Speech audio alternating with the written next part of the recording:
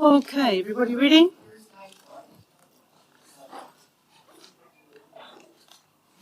You ready? No. Okay, so welcome to the Finance, Audit and Risk Committee Open Agenda for the 24th of November. Welcome to the public who are viewing and anybody else who's looking, like the newspaper people. And welcome to Philip Jones, our chair, who is on Zoom, zooming from Tauranga, I think. So, off we go. Any apologies? No. Any public participation? No. Late items? No. Declarations of interest? No. So then we go to confirmation of minutes, which is for the Finance, Audit and Risk Committee meeting of the 27th of October 2021. We've got a mover, Todd and Dave Allen. Thank you. All those in favour? Aye. Right. Any announcements?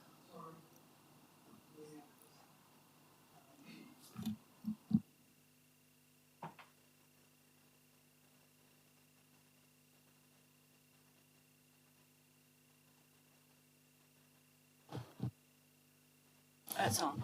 Oh, sorry. Yes. Sorry. Because of this, some of the information that I haven't been able to access for this meeting, even though I've been trying to get things sorted out and with our techie team. So I haven't been able to, the information I haven't been able to read it or even make decisions on some of the things that are here on the table today. So I just want to let this committee know that that's been very frustrating for me this week, for the last week or so. So how do I like? Okay, thank you for that. So you're aware of that, are you? And you're sorting that out? Okay. Cool. Thank you. Sorry about that, Robert. Right, so we go to the first item on the agenda, which is draft annual report for the year ended 30th of June 2021. So can I have a mover that the draft annual report for the year ended 30 June 2021 is received? 3.1 and 3.2, that this matter or decision be recognised as not significant in terms of the Section 76 of the Local Government Act 2002. Thank you, Mr. Sam, and thank you, Mr. Allen. Right, so we've got officers coming to the table to talk to that, have we? Jacinta and Nikki, are you going up there or are you doing it from here? If it's okay, I'll just do it from here if that's... Yep, sweet, okay. Right, so have we got any questions? May I just mention in regards to the annual report that at this stage, this is the first draft of the annual report. It's still going through audit process, so Audit New Zealand are currently finishing their review of the annual report with a plan proposal to put the annual report to you for adoption through the council meeting on the 8th of December. There have been some resourcing issues at Audit New Zealand, and we have talked about a potential preliminary date of the 15th if all doesn't go to plan, but having a conversation with them this afternoon, it does look like they will still be able to meet their deadline in terms of the 8th of December.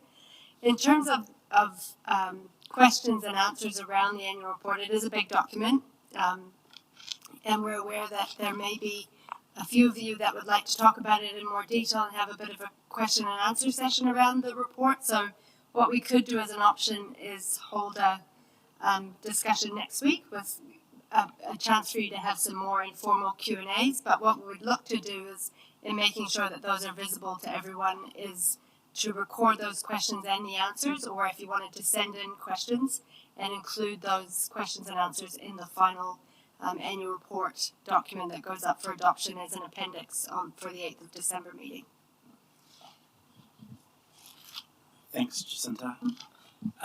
Yeah, look, I would really support that as a course of action. I mean, just wanted to flag that I had raised some concerns around getting that report last week, and I was a bit concerned that this was going to be our only opportunity to ask those questions, but certainly would support that availability of that to do that, and having just heard Councillor Kitu in terms of his challenges, I think that's really important that we have that opportunity as a group to ask those questions and then for those to be collected and consolidated in a transparent way. So certainly support that as a course of action. Okay, I think that's a great idea. Can I just have a show of hands who would be interested in a session next week? Yeah, pretty much everyone. So great. Timetable that in. Thank you very much. So that being the case, are there any sort of non-technical questions, any comments that anybody would like to make today before we move on? No? Mr. Jones, you're all right? Yeah, no, sorry, I have wrong hand signals, my apologies. I think this is actually, irrespective of the questions, I actually think this is actually a really good result for the year. And I just want to highlight to the committee two things which to me are really, really pleasing.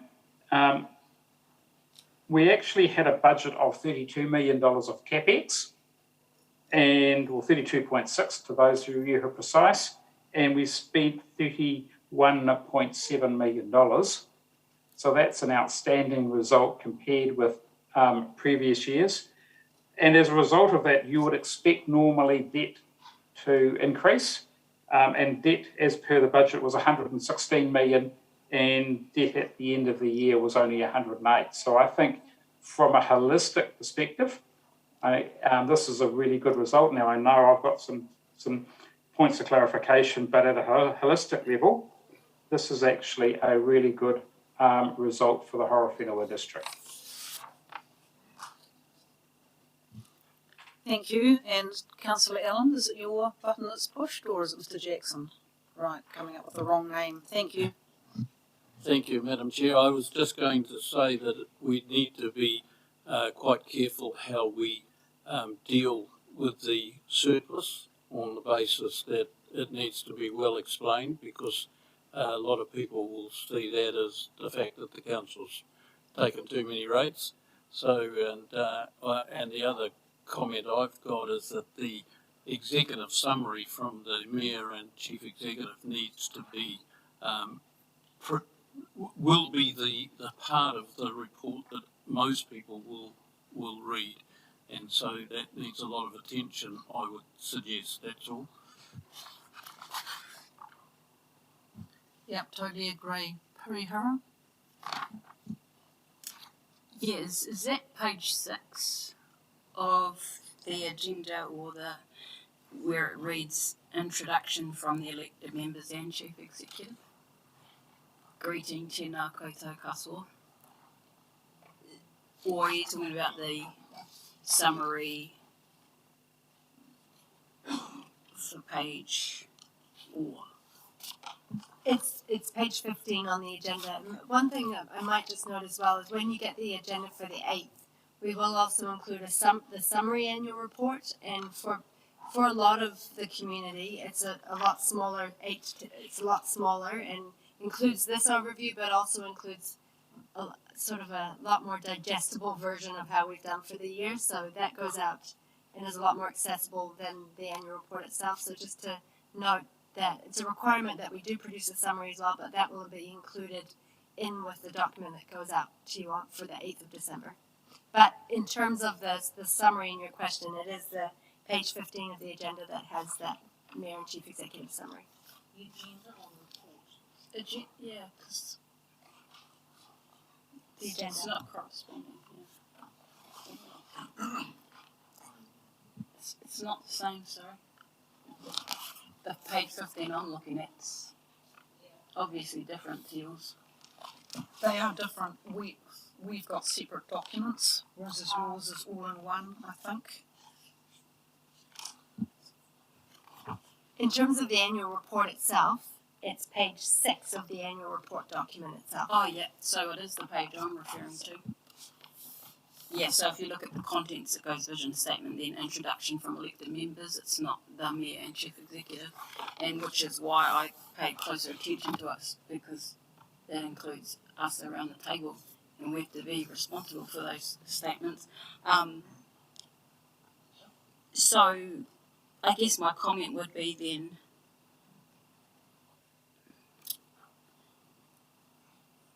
just around, I just want to really just address some of the criticism that some of us received around the financial year prior, 2019-2020, when we reduced the rates, and we were told at that point that there would be, I guess, some collateral damage subsequent years. Yet it reads here, we have had the best financial result in 15 years, in part due to, obviously, PGF, but it also mentions the following paragraph: we still saw service levels well maintained. So for someone that voted for a rates decrease, I'm pleased about that, and I hope that that will stay there.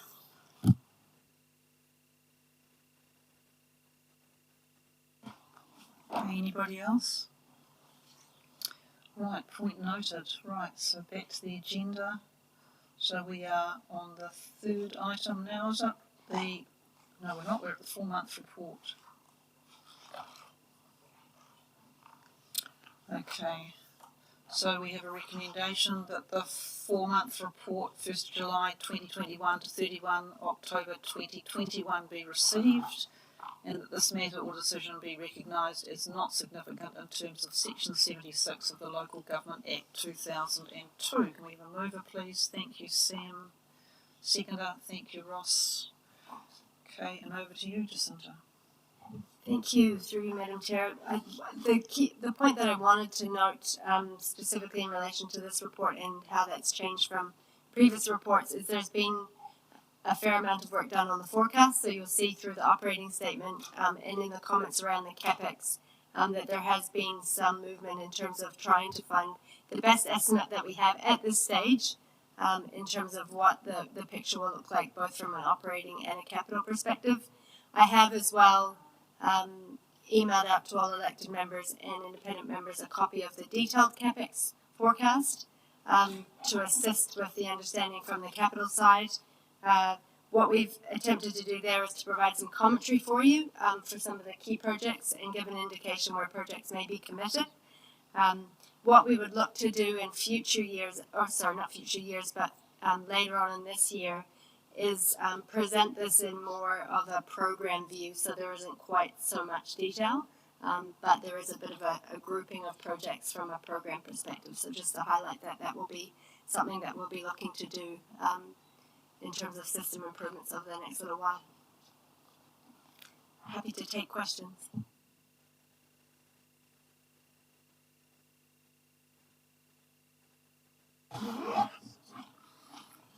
Councillor Bishop. Thank you, Chair. Jacinta, I think through some questions around the risk we have in not achieving our budget, our CapEx budget, and it is a flag that was raised, well, it's been raised continually, and last month at this committee we spoke, we had a report that said the team was going to go back and look at maximising the renewals, I think words to that effect, and we see that we have got an adjusted potential shortfall from our budget. I just want to understand the potential risks that we face if we significantly miss our CapEx budget, because we understand that we've lost our group manager. We understand that the CEO is resigned and currently performing that role, and I just want to have some comfort as to when we can have comfort that whatever the budget is, or the carry forward now is realistic, and is this something that we need to consider early in the new year? Fair to say, I think it's something that we need to consider each month for the rest of this year and make sure that it's looked at on a monthly basis, and we'd be looking to provide this level of detail to you, or at a program level for every meeting that we have ongoing, because there will continue to be risks that come up throughout the program, and there may be additional risks coming out of staff changes, definitely, but for this particular view, what the organisation has done is shown to give you a view of what's been committed in terms of particular projects, to give you some comfort around those particular ones, and where modelling work has been completed, and there may be a little bit of uncertainty around some of them, we have flagged that in there, but at this stage, not signal to carry forward, but at least try to, through the wording, give some signal to you that we're not 100% in terms of the full delivery of some of those programs. I understand, thank you. But further to that, my real concern is that given the long-term projection of all the spending that's ahead of us in the LTP, and we've just been given a high five by the non-travelling reserve, Phil Jones, about what a stunning result, $31 million of spend was. But really, in the new world, in the new LTP, that's running at 52%, 53% of normal. And I'm just concerned that any carryovers is just going to be a bow wave, which is going to be almost insurmountable in subsequent years. And I just need to have some comfort that what is the risk if we significantly fall short of our CapEx program?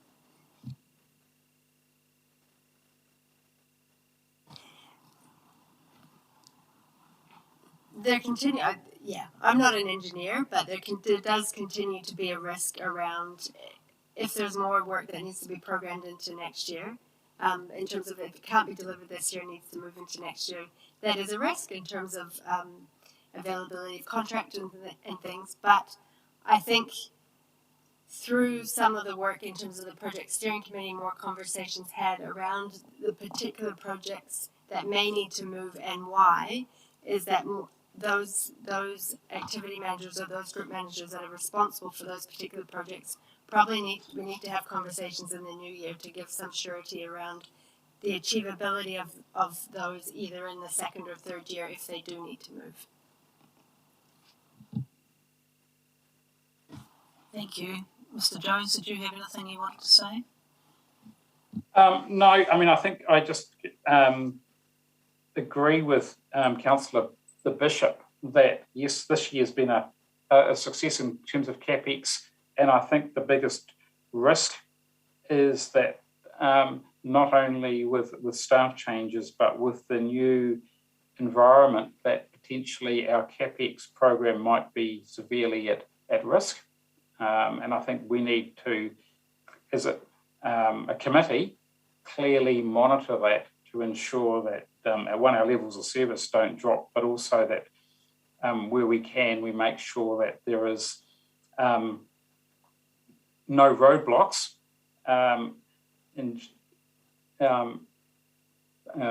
to ensure that a capital works program, where possible, is completed. I think we're already seeing that we've only spent $5 million, which is only 10%, and we're already over a quarter of the way through the year. I know there's a whole lot of work that's being planned, but the issue is of one, raw materials, but also resources to undertake that. So that's my biggest concern over the financials. Yeah, and it'll be great to sort of have it updated every month so that we keep on top of that and know what's happening. Councillor Jennings? Thank you, Chair. Based on the discussion we've just had, I wonder if we could take a similar approach to what we just discussed with the annual report, in that perhaps we could have a session soon, and probably through the project steering group, and invite non-members of that steering group to come along if they so wish, to really get into some of the detail around where individual projects are up to, how they're tracking, what's committed, what are some of the specific risks with some of those projects.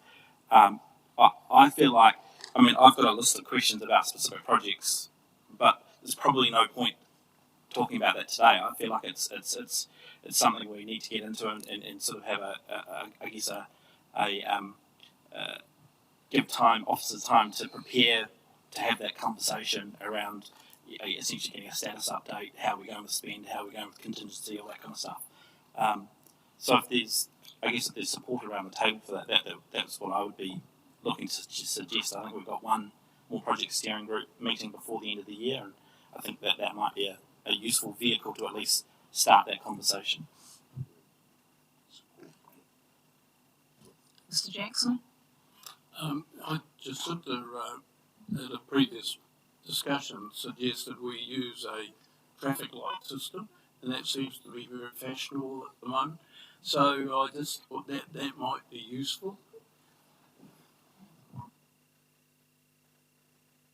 Yeah, I think that's a really good idea. That the project meeting is really full, so it wouldn't happen till January. As long as we can understand but the I traffic light system. I understand that Jacinta was saying that there will be more of a handle on exactly where projects are up to in January. Is that correct? So we are having, if the project steering committee, we can check, I probably need to check around the room, but in terms of the conversation, whether there was capacity to broaden the Q&A session for the annual report to have some more time around projects, or whether we move it to the project steering committee next year. I probably can have a bit of I need to check in with officer availability and thoughts on that, but does this committee have a view? I think, yeah, I guess I would suggest that even if we couldn't do it all, at least if we started with some activity areas, perhaps, because my concern would be that we get to January and then we've got 5 months of the financial year to run, and so in terms of our ability to, I guess, have some assurance around that, I'm just worried about timing, but. I think that might be a solution in terms of, obviously I understand it's that time of year where everyone's rushing to get things done, but I wonder if, focusing in on some specific activity areas might be the way to go. I guess that will bring us up to speed with what's happening, but I'm sure officers sort of know what's happening themselves and will be reprioritising and juggling things as things work out as well. So it's more of a information session for us, I would imagine. So just speaking in support of Councillor Jennings, I think the idea there's one more projects committee meeting before Christmas, I understand. There's an opportunity there subject to officer availability to actually start that process going. So I'm really just speaking in support. You're not shaking your head? The agenda's really full, so it wouldn't come to that meeting, but the idea of maybe bringing it to the question and answer meeting for the annual report might be a good idea if there's some people available. It really is just information for us, isn't it? Yeah, all I was going to suggest is, I think a slightly more conversational style might be useful in this context. Even though obviously some of this information will ultimately need to come into the public domain, I think having that initial conversation type session would be useful, because there'll be probably some commercially sensitive information, some contracting, tendering information that would not be practical to kind of have question and answer today in this type of setting. So I certainly think as a preliminary step, if we can try and coordinate something before the end of the year to start that process, I think that would be really, really valuable. So maybe we can have a conversation at the break, and then as part of the final briefing, we can agree on timing. Does that work for everybody? Yes, we're getting head nodding. Right, so 4-month report. Anybody else got any questions or comments? So we move down then to the next item, which is the FAR Committee actions. So we have a recommendation that the report FAR Committee actions be received and that this matter or decision be recognised as not significant in terms of Section 76 of the Local Government Act 2002. Do I have a mover? Thank you, Mr. Bishop, and a seconder. Thank you, Victoria. Right, so who's talking to that? I'm happy to just take it as read and happy to take any questions. Sam. Sorry. Thank you, Chair.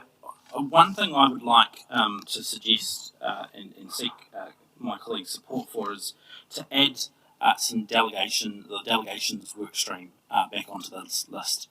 This was a work stream that was triggered last year, and for a number of reasons, unfortunately, that hasn't progressed as quickly as I would have liked. But I think Grace and the Democracy Services team have recently had a conversation with me and have understand are doing some work on that particular matter. But I think it would be useful to include that onto the actions list. Also, just acknowledging, obviously, that I think there's going to need to be probably a conversation this side of Christmas around delegations, particularly in relation to, obviously, with the Chief Executive resigning. There's probably a need for us as a committee just to review if anything needs to occur in terms of delegations in the short term, and then obviously what that looks like next year as well. So again, conscious of adding to workload, but I think that perhaps scheduling an update on how that piece of work is heading, and perhaps a particular decision point where we need to review if we need to do anything, I think would be useful sometime soon. So is there any support for that? Shakings of heads? Yes, please. Thank you.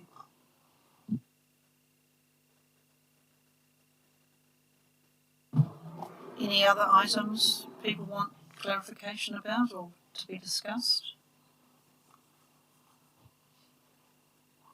Councillor Brannigan. Just on the page, so I'm looking at page 15 on the action officer actions, Jacinta talks about 21/433. Provide a summary of the potential changes in the timing to the capital program, what it's currently looking like. Is that going to be covered in what we just discussed a little bit earlier? Because I think that's for me the crux of that question is, given where we are in the spend now, given the total spend, projected spend by the end of the financial year, given end of January is 5 months to go. I think that sums it up for me, what I'm looking for. Yeah. Sure, so through you, Madam Chair, that's effectively the cut of that is the CapEx summary that I did send out to everyone, and that is a start highlighting where there are risks in terms of delivery for this year. Then as well, we will come back to you on the 8th of December. We have the first briefing around the annual plan for next year, and at that there'll be a view of how are the budget, what was programmed for the long-term plan, and giving you a view of what that looked like to brief everybody again on what's planned through the long-term plan for year 2. And as part of that will look at the capital program as well. And given the changes in what's carried forward for this year, or proposed to carry forward, then that will have the proposed impacts in terms of year 2 and year 3 of the long-term plan, or the capital program, yeah. Okay, and I've just been advised, Sam, that there needs to be a recommendation for the sorry?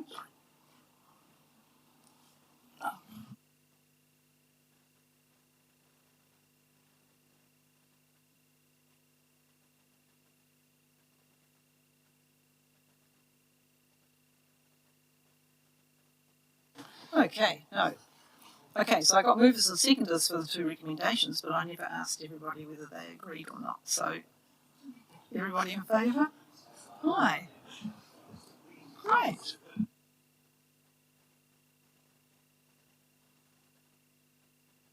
Right, nothing else? Right, I declare the meeting closed at just after 4:30. All right.